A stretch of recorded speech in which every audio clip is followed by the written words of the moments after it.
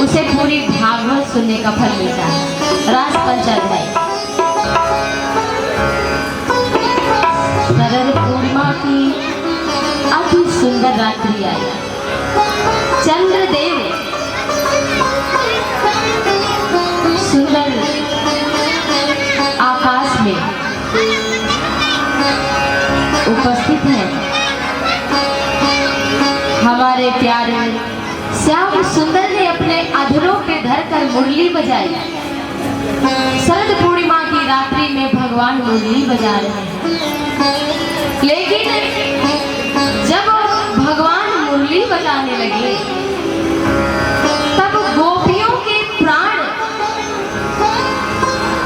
कृष्ण की विरह में जलने लगे।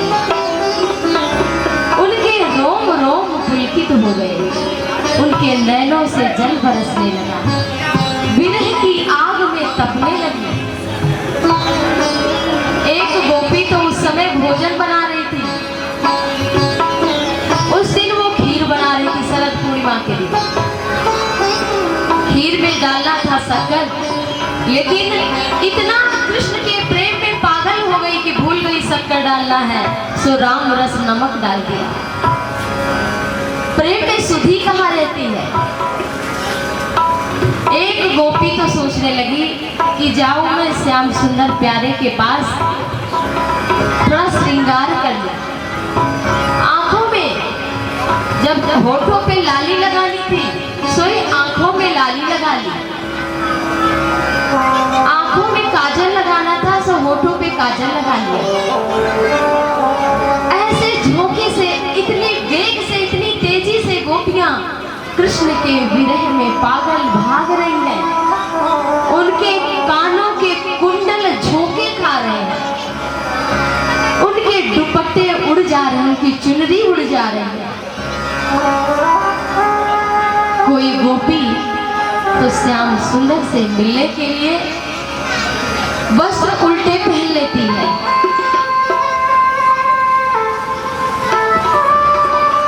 कोई अपने पति को छोड़कर, साधारण पति को छोड़कर परम पति के पास मिलने के लिए दौड़ती गोपी जा रही है।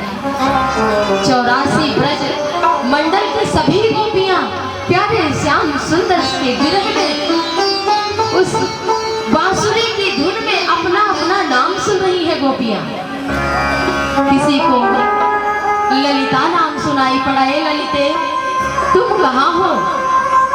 किसी को मुरली की ध्वनि से विशाखा नाम सुनाई दे रहा है। गोपियां श्याम सुंदर के विरह में तड़प रही हैं और भाग रही हैं।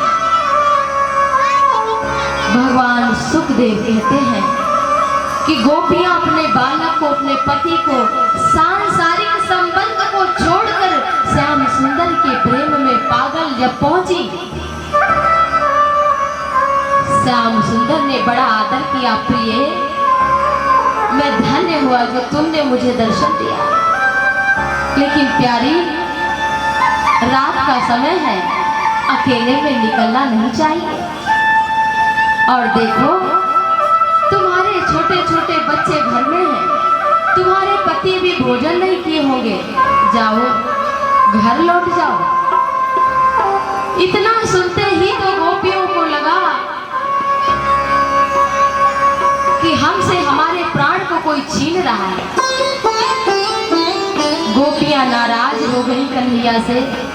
अभी तो बुलाया, मुरली बजाई, और जब मैं सब कुछ इस गृहस्थ की फांसी को जो बड़े बड़े ऋषि मुनि नहीं छोड़ पाते, ऐसे गृहस्थी के जंजाल को मैं छोड़कर, हे प्यारे मैं आई हूं तो कहते हो कि घर लौट जाओ। गोपियां कहती हैं कि या तो आज हमारे प्राण तुम्हारे साथ रहेंगे, या तो हम वापस नहीं जाएंगे।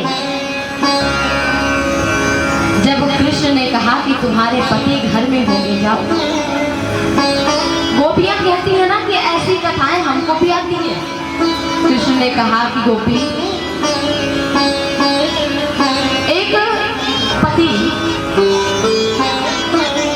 परदेश गया, वो वापस आ गया, तो बताओ पति को मिलना चाहिए पत्नी से कि पत्नी को पति से मिलना चाहिए कि नहीं? गोपियाँ बोली बात सही है, लेकिन जैसे तुम्हें कथाएं आती है ना, ऐसे हमें भी बहुत आती हैं। गोपियाँ कृष्ण से बोली कि श्याम सुंदर,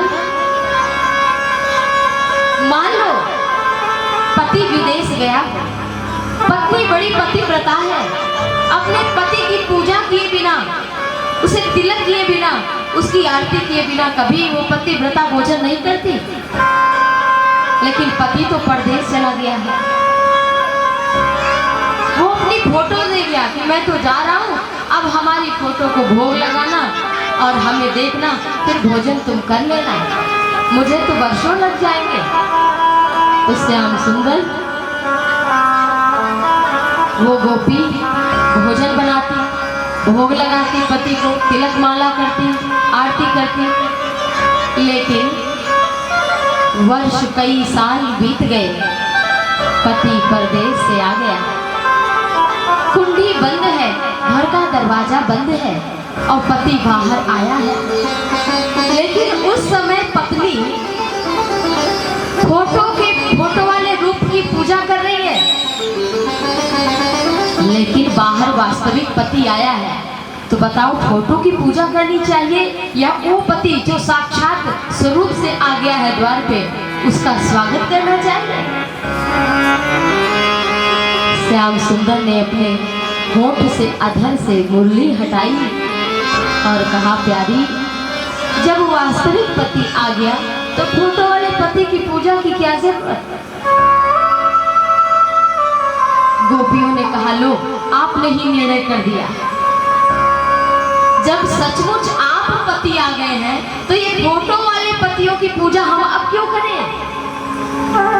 ये सब तो फोटो वाले फोटो आज नहीं कल टूट ही जाएगी, क्योंकि शीशे की है।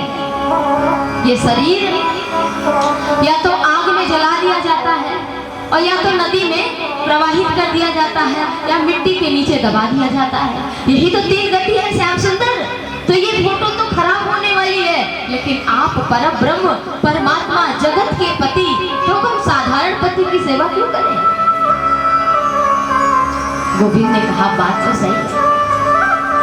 फिर हमारे कन्हैया ने गोपियों को कृत्य करने के लिए भगवान ने उपदेश भी किया कि पति कैसा भी हो उसकी सेवा करनी चाहिए। दुःशीलो दुर्भगो वृद्धो जडो रोग्यो धनोऽपि वा पतिः स्त्रीभिर्न हातव्यो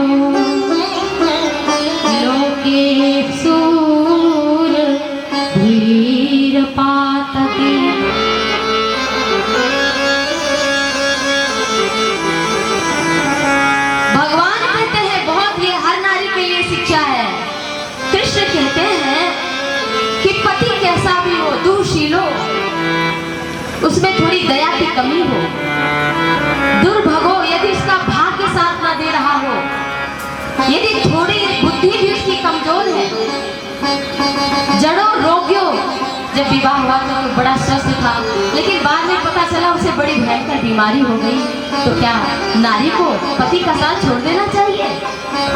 ये साधारण नारियों के लिए, हम जैसी नारियों के लिए शिक्षा गोविंद दे रहे हैं। रोग्यो धनोऽपि वा, जब विवाह हुआ तो पता चला कि वो तो करोड़पति था, लेकिन विवाह होने के बाद पता चला कि वो रोडपति हो गया, कुछ नहीं रहा। तो क्या गोपियों पति की सेवा नहीं करना चाहिए? एक ही धर्म एक व्रत नेमा और काय वचन मन पति पद प्रेमा।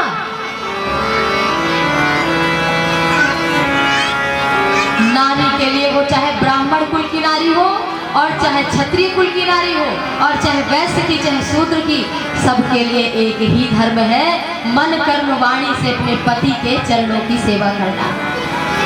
भगवान ने रास किया, लेकिन देखो भाई, भगवान को एक चीज अच्छी नहीं लगती, बोलिए बांके बिहारी लाल की जय। कथा बहुत ध्यान से सुनना, समझ में पूरी आएगी, और जब प्रयास करेंगे तो भी तो भगवान नहीं अच्छी लगती, क्या अभिमान। भगवान कहते हैं हमसे अगर मिलना हो, हमारी कृपा पाना हो तो अभिमान को छोड़ दो प्यारे। और जब भगवान ने रास किया गोपियों के साथ तो गोपियों को अभिमान हो गया कि हम कितनी सुंदर हैं, जो भगवान हमारे साथ नृत्य कर रहे हैं, हमें गले लगा रहे हैं, हम उनका दर्शन कर रहे हैं। गोपियों को अभिमान आ गया और जो ही अभिमान आया श्याम सुंदर वहां से अंतर्धान हो गए। गोपियां विरह में श्याम सुंदर के रो रो के पागल हो गई। जैसे किसी के आंखों से ज्योति निकल जाए, जैसे किसी के शरीर से प्राण निकल जाए, जैसे वृक्ष की हरियाली समाप्त हो जाए, जैसे नदी का जल सूख जाए। गोपियां कहती हैं श्याम सुंदर ऐसे हम सभी आपके बिना सौभाग्य से हीन हो गई हैं। हे प्यारे प्रियतम, अगर हमें तुम दर्शन नहीं दोगे तो हम प्राण त्याग कर यही तुम्हारे चरणों में न्योछावर हो जाएंगे।